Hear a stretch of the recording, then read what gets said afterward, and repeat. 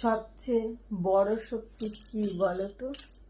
হ্যাঁ, সেটা হলো ইচ্ছা শক্তি।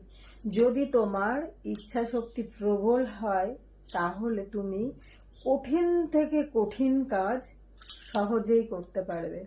কিন্তু ওই যে ইচ্ছা শক্তিটা প্রবল হতে হবে, ওটাই হলো বড় শক্তি।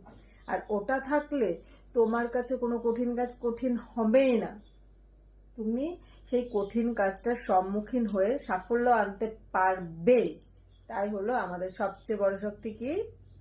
ইচ্ছা শক্তি। এটা আগে থাকতে হবে। এটা থাকলে অনায়াসে সাফল্য আসবে। তোমার যদি মনে প্রাণে ইচ্ছা শক্তিটা থাকে যে আমি এটা করবই, করে দেখাবো, সাফল্য থেকে কেউ আটকাতে পারবে না। বুঝেছো?